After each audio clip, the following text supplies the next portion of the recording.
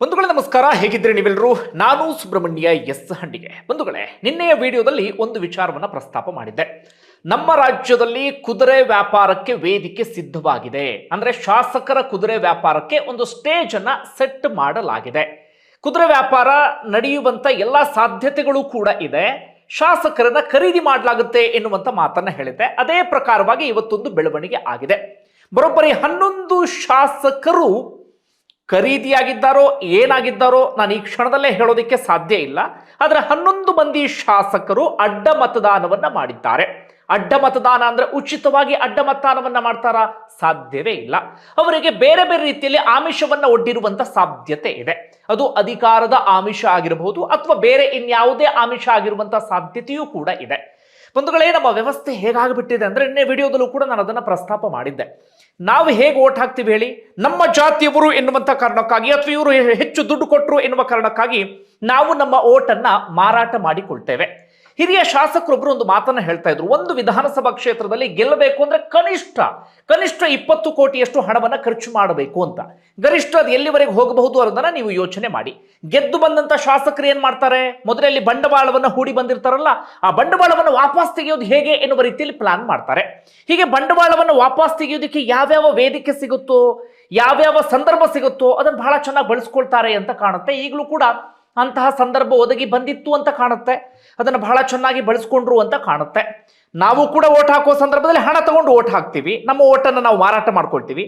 ಶಾಸಕರಿಗೂ ಕೂಡ ಓಟ್ ಮಾಡುವಂತ ಸಂದರ್ಭ ಬಂದಾಗ ಒಂದಷ್ಟು ಮಂದಿ ಅದೇ ಕೆಲಸವನ್ನ ಮಾಡಿದ್ರು ಅಂತ ಕಾಣುತ್ತೆ. ಇವತ್ತು ಅಂಥದ್ದೊಂದು ಬೆಳವಣಿಗೆ ಆಗಿದೆ. ಬಹಳ ದೊಡ್ಡ ಮಟ್ಟಿಗಿನ ರಾಜಕೀಯ ಬೆಳವಣಿಗೆಗೂ ಕೂಡ ಇದು ಕಾರಣ ಆಗಿದೆ. ಇನ್ನೊಂದಷ್ಟು ದಿನಗಳ ಕಾಲ ಇದೇ ವಿಚಾರಕ್ಕೆ ಸಂಬಂಧಪಟ್ಟ ಹಾಗೆ ರಾಜ್ಯದಲ್ಲಿ ಚರ್ಚೆ ನಡೆಯೋದ್ರಲ್ಲಿ ಯಾವುದೇ ಡೌಟ್ ಕೂಡ ಇಲ್ಲ.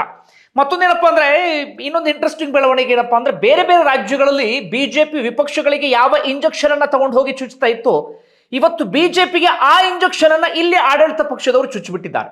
ಬಿಜೆಪಿ ಏನ್ ಮಾಡ್ತಿತ್ತು ಹೇಳಿ? ಬೇರೆ ಬೇರೆ ರಾಜ್ಯಗಳಲ್ಲಿ ವಿಪಕ್ಷಗಳ ಶಾಸಕರಿಂದ ಅಡ್ಡ ಮತದಾನವನ್ನ ಮಾಡಿಸೋದು, ವಿಪಕ್ಷಗಳ ಶಾಸಕರನ್ನ ಸೆಳೆಯುವಂತ ಪ್ರಯತ್ನವನ್ನ ಮಾಡೋದು. ಮೊದಲು ಅವರಿಗೆ ಕಳ್ಳರು, ಸುಳ್ಳರು, ಭ್ರಷ್ಟರು ಅಂತ ಬೈಯೋದು.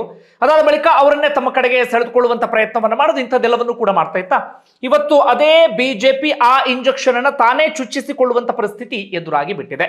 ಎಲ್ಲಿಯವರೆಗೆ ಅಂದ್ರೆ, ಬಿಜೆಪಿ ನಾಯಕರು ಇವತ್ತು ತಮ್ಮ ಇಬ್ಬರು ಅಭ್ಯರ್ಥಿಗಳು ಆರಾಮಾಗಿ ಗೆಲ್ತಾರೆ, ಹೆಚ್ಚುವರಿ ಮತವನ್ನ ನಾವು ಜೆಡಿಎಸ್ಗೆ ಹಾಕಿಸ್ತೀವಿ ಅಂತ ಅಂದ್ಕೊಂಡಿದ್ರು. ಅದರ ಪರಿಸ್ಥಿತಿ ಎಲ್ಲಿವರೆಗೆ ಬಂತು ಅಂದ್ರೆ, ಹೆಚ್ಚುವರಿ ಮತವನ್ನ ಜೆಡಿಎಸ್ಗೆ ಹಾಕಿಸೋದು ಹೋಗ್ಲಿ, ಸ್ವತಃ ಅವರದ್ದೇ ಎರಡನೇ ಅಭ್ಯರ್ಥಿ ಎಲಿಮಿನೇಷನ್ ರೌಂಡ್ ನಲ್ಲಿ ಅಥವಾ ಪ್ರಯಾಸದಿಂದ ಗೆಲ್ಲುವಂತ ಪರಿಸ್ಥಿತಿ ಎದುರಾಗ್ಬಿಡ್ತು.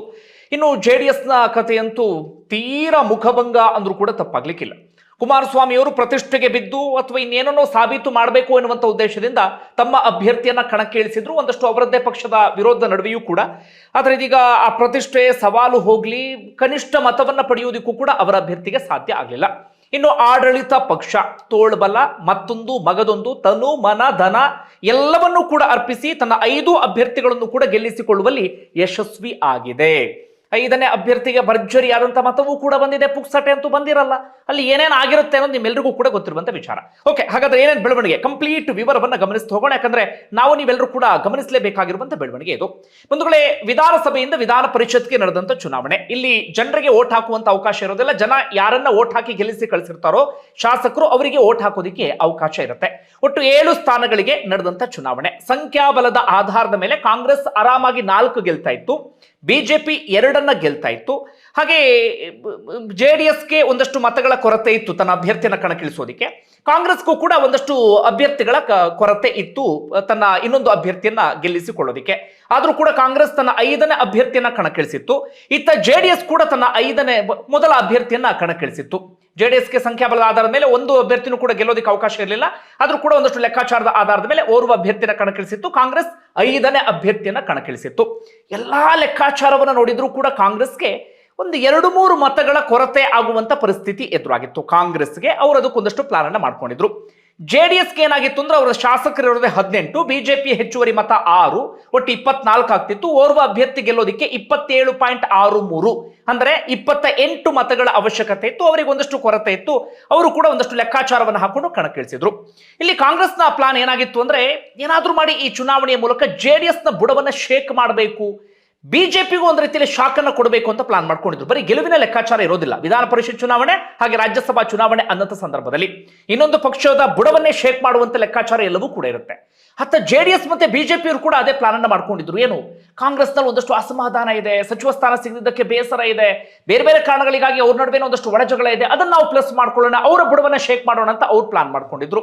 ಆದ್ರೆ ಇದೀಗ ಫಲಿತಾಂಶ ಹೊರಬಿದ್ದಿದೆ. ಕಾಂಗ್ರೆಸ್ ಬುಡ ಶೇಕ್ ಆಗಿಲ್ಲ, ಮೈತ್ರಿ ಪಕ್ಷಗಳ ಬುಡ ಶೇಕ್ ಆದಂತ ರೀತಿಯಲ್ಲಿ ಕಾಣಿಸ್ತಾ ಇದೆ. ಚುನಾವಣಾ ಫಲಿತಾಂಶವನ್ನ ಇದೀಗ ಗಮನಿಸ್ತಾ ಹೋಗೋಣ. ಬಂಧುಗಳೇ, ಕಾಂಗ್ರೆಸ್ನ 5ಕ್ಕೆ 5 ಅಭ್ಯರ್ಥಿಗಳು ಕೂಡ ಇದೀಗ ಗೆಲುವನ್ನ ಸಾಧಿಸಿದ್ದಾರೆ. ಕಾಂಗ್ರೆಸ್ನ ಶಿವಣ್ಣ ಎನ್ನುವಂತ ಅಭ್ಯರ್ಥಿ, ಮಳವಳ್ಳಿ ಶಿವಣ್ಣ ಅಂತ 30 ಓಟನ್ನ ಪಡೆದುಕೊಂಡಿದ್ದಾರೆ. ಬೇಕಾಗಿದ್ದು 28, ಆದ್ರೆ ಹೆಚ್ಚುವರಿ 2 ಮತ ಬಿದ್ದಿದೆ, 30. BK ಹರಿಪ್ರಸಾದ್ 30, PV ಮೋಹನ್ 29, ತಿಪ್ಪಣ್ಣ 30, ವಿನಯ್ ಕಾರ್ತಿಕ್ಗೆ ಭರ್ಜರಿ 32, 5ನೇ ಅಭ್ಯರ್ಥಿ 32 ಓಟ್ ಬಿದ್ದಿದೆ. ಕಾಂಗ್ರೆಸ್ನ ಶಾಸಕರ ಸಂಖ್ಯೆ 135 ಇದ್ದಿದ್ದು, ಸೂಕ್ಷ್ಮ ಕೇಳಿಸ್ಕೊಳ್ಳಿದ್ರೆ ಅರ್ಥ ಆಗುತ್ತೆ ನಿಮಗೆ. ಕಾಂಗ್ರೆಸ್ನ ಶಾಸಕರಿದ್ದು 135. ಇನ್ನು ಪಕ್ಷೇತರರು 3 ಜನ ಇದ್ರು. ಯಾರು, ಒಂದು ಸರ್ವೋದಯ ಪಕ್ಷದ ಪುಟ್ಟಣ್ಣಯ್ಯ, ದರ್ಶನ್ ಪುಟ್ಟಣ್ಣಯ್ಯ, ಅದೇ ರೀತಿಯಾಗಿ ಇವರು ಲತಾ ಮಲ್ಲಿಕಾರ್ಜುನ್ ಹರಪನಹಳ್ಳಿ, ಹಾಗೆ ಗೌರಿಬಿದನೂರಿನ ಪುಟ್ಟಸ್ವಾಮಿ ಗೌಡರು, ಅವರು ಒಟ್ಟು 3, ಅಲ್ಲಿಗೆ 138 ಆಗ್ತಿತ್ತು. ಪ್ಲಸ್ ಬಿಜೆಪಿ 2 ಉಚ್ಚಾಟಿತರನ್ನ ಅವ್ರು ನಂಬ್ಕೊಂಡಿದ್ರು. ಯಾರು, ಶಿವರಾಮ್ ಹೆಬ್ಬಾರು, ಅದೇ ರೀತಿಯಾಗಿ ST ಸೋಮಶೇಖರ್. ಅಲ್ಲಿಗೆ ಕಾಂಗ್ರೆಸ್ಗೆ ಬರಬೇಕಾದಂತ ಮತ 140. ಆದ್ರೆ ಈಗ ಬಂದಿದ್ದೆಷ್ಟು, 151. ಕಾಂಗ್ರೆಸ್ ನಾಯಕರು ನಿರೀಕ್ಷೆ ಮಾಡಿದ್ರಲ್ಲೋ ಗೊತ್ತಿಲ್ಲ, ನಿರೀಕ್ಷೆ ಮಾಡಿದ್ರು ಅನ್ಸುತ್ತೆ. DK ಶಿವಕುಮಾರ್ ಒಳಗೊಳಗೆ ಏನೇನು ಪ್ಲಾನ್ ಮಾಡ್ಬೇಕು, ಯಾರ್ಯಾರಿಗೆ ಏನೇನು ಕೊಟ್ಟು ಪ್ಲಾನ್ ಮಾಡ್ಬೇಕು, ಎಲ್ಲವನ್ನೂ ಕೂಡ ಮಾಡಿದ್ರು ಅನ್ಸುತ್ತೆ. ಬರೋಬ್ಬರಿ ಅವ್ರು ಪಡೆದಂತ ಮತ 151. ಅಲ್ಲಿಗೆ JDS ಮತ್ತೆ ಬಿಜೆಪಿಯಿಂದ ಹೆಚ್ಚುವರಿ 11 ಮತಗಳು ಇದೀಗ ಕಾಂಗ್ರೆಸ್ಗೆ ಬಂದು ಬಿಟ್ಟಿದೆ. ಅದ್ರ ಬಗ್ಗೆ ಹೇಳ್ತೀನಿ, ಅಡ್ಡ ಮತನ ಎಷ್ಟೆಷ್ಟು ಏನಿಕತೆ ಅಂತ ಹೇಳಿ. ಈಗ ಬಿಜೆಪಿಯ ವಿಚಾರವನ್ನು ನೋಡೋದಾದ್ರೆ, ಬಿಜೆಪಿ ರಘು ಕೌಟಿಲ್ಯ ಅವರಿಗೆ 30 ಮತಗಳನ್ನ ಅವರು ಡಿಸೈಡ್ ಮಾಡಿದ್ರು. 30 ಶಾಸಕರು ಅವರಿಗೆ ಓಟ್ ಹಾಕ್ಬೇಕು ಅಂತ ಹೇಳಿ. ಆದ್ರೆ 29 ಬಂದಿದೆ, 1 ಲೆಸ್ ಆಗಿದೆ. ಅದೇನೋ ಅಸಿಂಧು ಆಗಿದೆ, ಇನ್ವ್ಯಾಲಿಡ್ ಆಗಿದೆ ಎನ್ನುವಂತ ಮಾತುಗಳು ಕೇಳಿ ಬರ್ತಾರೆ. ಸರಿಯಾಗಿ ಓಟ್ ಹಾಕಕ್ ಬಂದಿಲ್ಲ ಓರ್ವ ಶಾಸಕರಿಗೆ ಅಂತ. ಇನ್ನು ಲಿಂಗರಾಜ್ ಪಾಟೀಲ್ 2ನೇ ಅಭ್ಯರ್ಥಿ, ಅವರಿಗೆ 30 ಮತಗಳನ್ನ ಡಿಸೈಡ್ ಮಾಡಲಾಗಿತ್ತು. ಬಂದಿದ್ದು 27. 3 ಜನ ಕೈ ಕೊಟ್ಬಿಟ್ಟಿದ್ದಾರೆ ಬಿಜೆಪಿಯ ಶಾಸಕರು. ಯಾರ್ಯಾರು ಅದನ್ನು ಪತ್ತೆ ಹಚ್ಚಬೇಕಾಗಿದೆ ಈಗ ಬಿಜೆಪಿಯ ನಾಯಕರು. ಈಗ JDS ನ ಕಥೆಯ ವಿಚಾರಕ್ಕೆ ಬರೋಣ. JDS ನ ಲೆಕ್ಕಾಚಾರ ಹೇಗಿತ್ತು ಅಂದ್ರೆ, ಅವ್ರ ಶಾಸಕರು 18, ಬಿಜೆಪಿಯಿಂದ ಹೆಚ್ಚುವರಿ 6, 18 6 24. ಇನ್ನೊಂದಷ್ಟು ಜನರನ್ನ ಕಾಂಗ್ರೆಸ್ ಇಂದ ಸೆಳೆಯೋದು ಅಂತ ಹೇಳಿ ಅವ್ರು ಪ್ಲಾನ್ ಮಾಡ್ಕೊಂಡಿದ್ರು. ಕನಿಷ್ಠ ಅಂದ್ರೆ 20 ಮತ ಅಂತೂ ಬಂದೇ ಬರುತ್ತೆ ಅಂತ ಅನ್ಕೊಂಡಿದ್ರು. ಗೋವಿಂದರಾಜ್ ಸೋತ್ರು ಅಡ್ಡಿಲ್ಲ, ಒಂದು 20 ಮತಗಳು ಬರುತ್ತೆ, ನಮ್ಮ ಪ್ರತಿಷ್ಠೆಯನ್ನು ಉಳಿಸ್ಕೊಳ್ಬಹುದು ಅಂತ ಅವ್ರು ಅಂದ್ಕೊಂಡಿದ್ರು. ಬಂದಂತ ಮತಗಳ ಸಂಖ್ಯೆ ಎಷ್ಟು, ಬರೀ 14. JDS ಹೀನಾಯವಾದಂತ ಸೋಲನ್ನ ಕಂಡುಬಿಟ್ಟಿದೆ. ಈಗ ಒಟ್ಟಾರೆಯಾಗಿ ಇದನ್ನು ನಾವು ಗಮನಿಸ್ತಾ ಹೋಗೋದಾದ್ರೆ, ಕಾಂಗ್ರೆಸ್ಗೆ ಹೆಚ್ಚುವರಿ 11 ಮತಗಳು ಬಂದಿರೋದು ನೋಡ್ತಾ ಇದ್ರೆ, ಶಿವರಾಮ್ ಹೆಬ್ಬಾರ್ ಹಾಗೆ ST ಸೋಮಶೇಖರ್ ಅಲ್ಲದೆ 11 ಮತಗಳು ಬಂದಿದೆ. ಅಲ್ಲಿ JDS ನಿಂದ 7 ಮಂದಿ ಅಡ್ಡ ಮತದಾನ ಮಾಡಿರಬಹುದು ಎನ್ನುವಂತ ಮಾತುಗಳು ಕೇಳಿ ಬರ್ತಾ ಇದೆ. ಬಿಜೆಪಿಯಿಂದ 4 ಮಂದಿ ಮಾಡಿರಬಹುದು ಅಂತ ಹೇಳಿ. ST ಸೋಮಶೇಖರ್, ಇವರ ಮತ್ತೊಬ್ಬರು ಯಾರು, ಶಿವರಾಮ್ ಹೆಬ್ಬಾರ್ ಅವರನ್ನು ಬಿಟ್ಟು 4 ಮಂದಿ ಬಿಜೆಪಿಯ ಶಾಸಕರು ಅಡ್ಡ ಮತದಾನವನ್ನ ಮಾಡಿರಬಹುದು ಅಂತ ಹೇಳಿ. JDS ನಿಂದ ಬರೋಬ್ಬರಿ 7 ಶಾಸಕರು ಅಡ್ಡ ಮತದಾನ ಮಾಡಿರಬಹುದು ಅಂತ ಹೇಳಿ. ಅವ್ರಿಗೆ ಆತಂಕ ಇದ್ದಿದ್ದು JT ದೇವೇಗೌಡರು, ಹನೂರಿನ ಶಾಸಕ ಮಂಜುನಾಥ್, ಇಂಥವರೆಲ್ಲರೂ ಕೂಡ. ಇನ್ನು ಉಳಿದವರು ಯಾರ್ಯಾರೋ ಗೊತ್ತಿಲ್ಲ. ಇದೊಂದು ರೀತಿಯಲ್ಲಿ JDS ನ ಬುಡವನ್ನೇ ಶೇಕ್ ಮಾಡಿಬಿಟ್ಟಿದೆ. 2016 ರಾಜ್ಯಸಭಾ ಚುನಾವಣೆ ಸಂದರ್ಭದಲ್ಲಿ ಹೀಗೆ ಆಗಿತ್ತು. JDS ನ 8 ಶಾಸಕರು ಅಡ್ಡ ಮತದಾನ ಮಾಡಿದ್ರು. ಯಾರು, ಜಮೀರ್ ಅಹಮದ್, ಚಲುವರಾಯಸ್ವಾಮಿ, ಈ ಬಾಲಕೃಷ್ಣ, ಅಖಂಡ ಶ್ರೀನಿವಾಸ ಮೂರ್ತಿ, ಇನ್ನೂ ಒಂದಷ್ಟು ಜನ, ಒಟ್ಟು 8 ಮಂದಿ ಮಾಡಿದ್ರು. ಅವರೆಲ್ಲರನ್ನು ಕೂಡ ಪಕ್ಷದಿಂದ ಉಚ್ಚಾಟನೆ ಮಾಡಲಾಗಿತ್ತು. ಅದು JDS ನ ಬುಡವನ್ನೇ ಆ ಸಂದರ್ಭದಲ್ಲಿ ಶೇಕ್ ಮಾಡಿಬಿಟ್ಟಿತ್ತು. ಇದೀಗ ಮತ್ತೊಮ್ಮೆ JDS ನ ಬುಡ ಶೇಕ್ ಆಗಿದೆ. ಯಾರ್ಯಾರು ಅದೇ ಇರುವಂತ ಕುತೂಹಲ. JDS ನ 6 ರಿಂದ 7 ಮಂದಿ ಅಡ್ಡ ಮತದಾನ ಎನ್ನುವಂತ ಕರೆಕ್ಟ್ ಅಂಕಿ ಸಂಖ್ಯೆ ಸಿಗ್ತಾ ಇಲ್ಲ. ಯಾರ್ಯಾರು ಎನ್ನುವಂತ ಕುತೂಹಲ ಮೂಡ್ತಾ ಇದೆ. ಬಿಜೆಪಿಯಲ್ಲಿ 4 ಮಂದಿ ಅಂತ, ಅದು ಯಾರ್ಯಾರು ಅಂತ ಕುತೂಹಲ ಮೂಡಿಸ್ತಾ ಇದೆ. ಒಂದು ಕಡೆಯಿಂದ ಬಿಜೆಪಿ ವಿಪಕ್ಷ ಕಂಪ್ಲೀಟ್ ಫೇಲ್ಯೂರ್ ಆಗ್ಬಿಟ್ಟಿದೆ. ಬಿಡಿ, ಕಾಂಗ್ರೆಸ್ನ ಎಷ್ಟೋ ವಿಚಾರಗಳನ್ನು ರೈಸ್ ಮಾಡಬಹುದಿತ್ತು, ರೈಸ್ ಮಾಡದೆ ಅವರೆಲ್ಲರೂ ಕೂಡ ಮಲಗಿಬಿಟ್ಟಿದ್ದಾರೆ. ಇದೇ ಬಿಡದಿ ಟೌನ್ಶಿಪ್ ವಿಚಾರ. JDS ನವರಾದ್ರೂ ಒಂದು ಲೆವೆಲ್ಗೆ ವಾಯ್ಸ್ ರೈಸ್ ಮಾಡ್ತಿದ್ದಾರೆ. ನಿಧಾನಕ್ಕೆ ಎಚ್ಚರಾಗಿ ಆರ್ ಅಶೋಕು, BY ವಿಜಯೇಂದ್ರ ಅವರು ಟಾಕು ಟೀಕಿನಿಂದ ಹೋಗ್ತಾ ಇದ್ರು. ನನಗೆ ಈ ಆನೇಕಲ್ ಭಾಗಕ್ಕೆ ಹೋದಂತ ಸಂದರ್ಭದಲ್ಲಿ ಈ ಭಾಗದ ಜನ ಹೇಳ್ತಾ ಇದ್ರು, ಅಲ್ಲಿ 3,500 ಎಕರೆಯನ್ನು ಭೂಸ್ವಾಧೀನ ಮಾಡ್ಕೊಳ್ತಾ ಇದ್ದಾರೆ. ಇದೇ ಆರ್ ಅಶೋಕ್ ಅವರಿಗೆ ಆ ಭಾಗದ ಜನ ಫೋನ್ ಮಾಡಿದ್ರಂತೆ, ಸರ್ ಬನ್ನಿ ನಮ್ದೊಂದು ಹೋರಾಟಕ್ಕೆ ನೀವು ಸಾಥ್ ಕೊಡಿ ವಿಪಕ್ಷ ಆಗಿ ಅಂತೇಳಿ. ಆರ್ ಅಶೋಕ್ ಅಂದ್ರಂತೆ, ಒಂದು 100 ಟ್ರ್ಯಾಕ್ಟರ್ನ ನೀವು ಸೇರಿಸಿದ್ರೆ ನಾನು ಬರ್ತೀನಿ, ನಂಗಷ್ಟು ಜನಸಂಖ್ಯೆ ಇರಬೇಕು ಅಂತ ಹೇಳಿ. ಇವರೆಲ್ಲರೂ ಕೂಡ ವಿಪಕ್ಷ ನಾಯಕರು. ರೈತರು ಅಲ್ಲಿ ಕಷ್ಟ ಅಂತ ಬಾಯಿ ಬಿಡ್ಕೊಳ್ತಾ ಇದ್ರೆ, ಇವ್ರು ಆರ್ ಅಶೋಕ್ ಅವರು ಹೇಳ್ತಾರಂತೆ, ನೀವು ಒಂದು 100 ಟ್ರ್ಯಾಕ್ಟರ್ ಅನ್ನ ಸೇರಿಸಿದ್ರೆ, ಇಂತಿಷ್ಟು ರೈತರು ಅಂತ ಬಂದ್ರೆ ಆಗ ನಾನು ಹೋರಾಟಕ್ಕೆ ಬರ್ತೀನಿ ಅಂತ ಹೇಳಿ. ಏನು ಹೇಳಬೇಕು ಗೊತ್ತಾಗ್ತಾ ಇಲ್ಲ. ಇಷ್ಟರ ಮಟ್ಟಿಗೆ ಅವರೆಲ್ಲರೂ ಕೂಡ ಮಲ್ಕೊಂಡು ಬಿಟ್ಟಿದ್ದಾರೆ ಮಕಾಡ. ಒಂದು ಕಡೆಯಿಂದ ವಿಪಕ್ಷವಾಗಿ ಕಂಪ್ಲೀಟ್ ಫೇಲ್ಯೂರ್, ಯಾವುದೇ ಇಶ್ಯೂಸ್ಗಳನ್ನು ಕೂಡ ರೈಸ್ ಮಾಡ್ತಾ ಇಲ್ಲ. ಕಾಂಗ್ರೆಸ್ನ 108 ಫೇಲ್ಯೂರ್ಗಳನ್ನ ರೈಸ್ ಮಾಡ್ಬೋದು, 108 ಫೇಲ್ಯೂರ್ಸ್ಗಳಿಗೆ ವಿಚಾರಕ್ಕೆ ಸಂಬಂಧಪಟ್ಟ ಹಾಗೆ ಹೋರಾಟವನ್ನ ಮಾಡ್ಬೋದು. ಬಿಡದಿ ಟೌನ್ಶಿಪ್ ಈಗ ನಿಧಾನಕ್ಕೆ ಎಚ್ಚರಗೊಂಡಿದ್ದಾರೆ. ನಿಧಾನಕ್ಕೆ ಒಬ್ಬೊಬ್ಬರೇ ಮಾತಾಡೋಕೆ ಶುರು ಮಾಡ್ಕೊಂಡಿದ್ದಾರೆ. ಇಂಥದ್ದು ಬೇಕಾದಷ್ಟು ಇದೆ ಬಿಡಿ. ಒಂದು ಕಡೆಯಿಂದ ಅಲ್ಲಿಂದ ಫೇಲ್ಯೂರು. ಆದರೆ ಅವ್ರು ಮಾತಾಡೋ ವಿಚಾರಗಳು ನೋಡ್ತಾ ಇದ್ರೆ ದೊಡ್ಡ ದೊಡ್ಡ ಮಾತುಗಳನ್ನ ಆಡ್ತಿರ್ತಾರೆ. ಈಗ ತನ್ನ ಶಾಸಕರನ್ನೇ ಹಿಡಿದಿಟ್ಕೊಳ್ಳೋದಕ್ಕೆ ಬಿಜೆಪಿಗೆ ಸಾಧ್ಯ ಆಗಿಲ್ಲ. ಇನ್ನು JDSನ ಪರಿಸ್ಥಿತಿ ಮೊದಲೇ ಅಧೋಗತಿ ಎನ್ನುವಂಥ ಪರಿಸ್ಥಿತಿ ಬಂದಿತ್ತು. ಈಗ ಅಭ್ಯರ್ಥಿನ ಕಣಕ್ಕಿಳಿಸೋದಕ್ಕೆ ಅವರ ಕುಟುಂಬದಲ್ಲೇ ಒಂದಷ್ಟು ಅಸಮಾಧಾನ ಅಂಥದ್ದೆಲ್ಲವೂ ಕೂಡ ಇತ್ತಂತೆ. ಈಗ ಅಂಥದ್ರಲ್ಲಿ ಈಗ JDSಗಂತೂ ದೊಡ್ಡ ಮಟ್ಟಿಗೆ ಇದು ಮರ್ಮಾಘಾತ, ಗರ್ವಭಂಗ, ಮುಖಭಂಗ, ಇನ್ನು ಏನು ಬೇಕಾದರೂ ಹೇಳ್ಬೋದು. JDSಗಂತೂ ಸದ್ಯಕ್ಕೆ ಸುಧಾರಿಸ್ಕೊಳ್ಳೋದು ಕೂಡ ಬಹಳ ಕಷ್ಟ ಇದೆ. ಈಗ ಎಲ್ಲರಲ್ಲೂ ಕೂಡ ಕುತೂಹಲ ಇರೋದು ಅಂದ್ರೆ ಅಡ್ಡ ಮತದಾನ ಮಾಡಿದವ್ರು ಯಾರ್ಯಾರು ಅಂತ ಹೇಳಿ. ಹೆಚ್ಚು ಕಡಿಮೆ ನಾಳೆಯ ಬೆಳಿಗ್ಗೆ ಅಷ್ಟೊತ್ತಿಗೆ ಅದರ ಲಿಸ್ಟ್ ಸಿಗಬಹುದು. ಇನ್ನೊಂದಷ್ಟು ದಿನಗಳ ಕಾಲ ಇದು ರಾಜಕೀಯ ಮೇಲಾಟಕ್ಕೆ, ರಾಜಕೀಯ ಜಟಾಪಟಿಗೆ ಎಲ್ಲದಕ್ಕೂ ಕೂಡ ಕಾರಣ ಆಗುತ್ತೆ.